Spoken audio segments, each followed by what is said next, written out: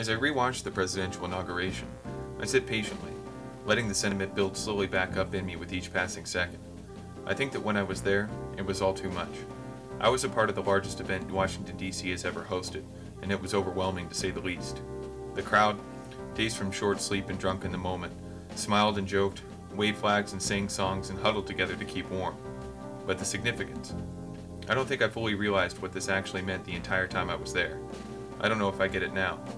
But I will say that aside from shaking off the malaise of the last 8 years and looking forward to the fulfillment of campaign promises, I feel once again proud to be an American and everything it signifies. Everyone that let themselves be swept up in this moment has a story. Here's mine. When I watched on Election Day and smiled as the results trickled in, I felt like maybe I was missing something. Like I should have been there in Chicago with the masses parading and celebrating with this man, the first black president, and the first president that I voted for that was elected. I called my friends and talked about it, all the time hyping the moment and exploiting it to rally them to come to the inauguration. My crew in the following weeks numbered 13 people, but as the day approached, I found that schedules and financial limitations less than half this number. For those who made it, the journey was unforgettable. We started out the Saturday before the inauguration with my friend Scott, his Air Force buddy Derek, and my friend Scott from right here in North Carolina.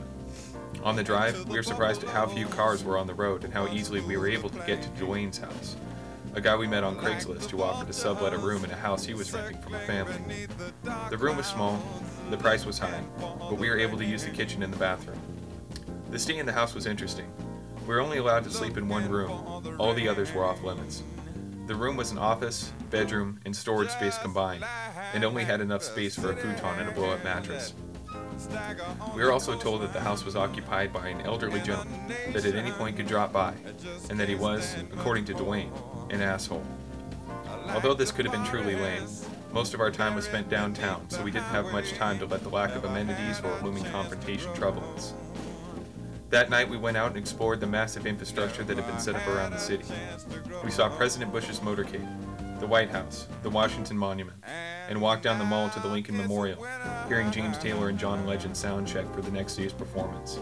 We stumbled into a cigar lounge and drank good bourbon and smoked and talked like big shots.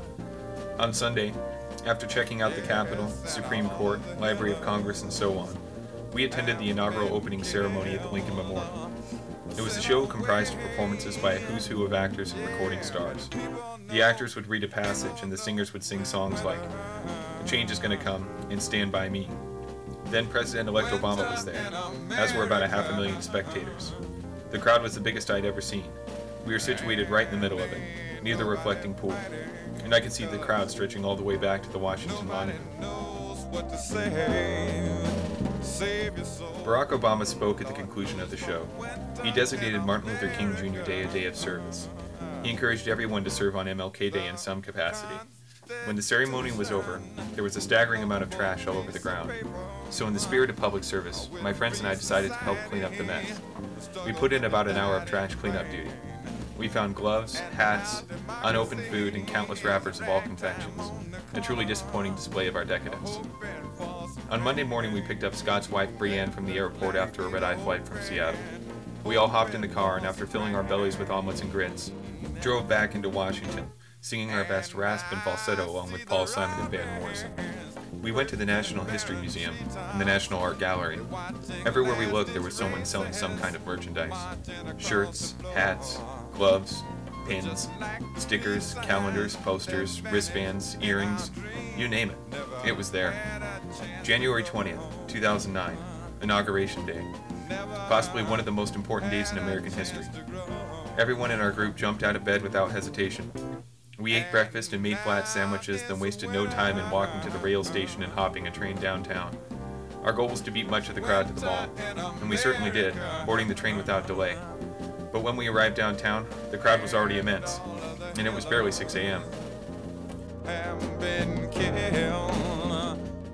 When we reached a good spot on the mall, we huddled together with the other thousands of people. We waited in the cold for 6 hours. The whole time we were singing and dancing, jumping up and down to keep ourselves warm. Everyone was friendly, cheerful, excited. We waited. The National Mall on Tuesday was surreal. It was a tapestry of this country, a mosaic of people all swaying in the rhythm of the wind. When the program started, the crowd stopped and listened, staring at the huge jumbotron. We heard the introductions of the House and Senate. We heard performances by famous musicians. The camera would pause on celebrities and stars of the political world, and we cheered our favorites.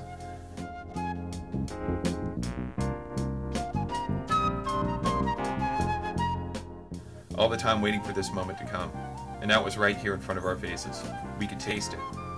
As the swearing-in started in the subsequent speech, the crowd was silent except for a few uncontainable bursts of elation. I saw many people cry. I saw my friends cry. Words cannot describe it. I will always remember being in the throng of the American dream. That moment. This election meant many things to many people. For me, much can be summed up by the line that the time has come to put away childish things. The overwhelming sense of dignity and duty is once again instilled in me. All the superficial traps of decadence and cheap sentiment seem to be much less important now. As we approach this presidency with high expectations and higher obstacles to overcome, I feel like it does truly belong to all of us. Everyone who has put a positive thought into the collective consciousness, everyone who cast a vote, and everyone who continues to live and work with hope, and still has time to dream for something better, something yet to come. Done been killed, sent away. Yeah, the people know it's winter. Winter in America. And ain't nobody fighting, 'cause nobody knows what to say.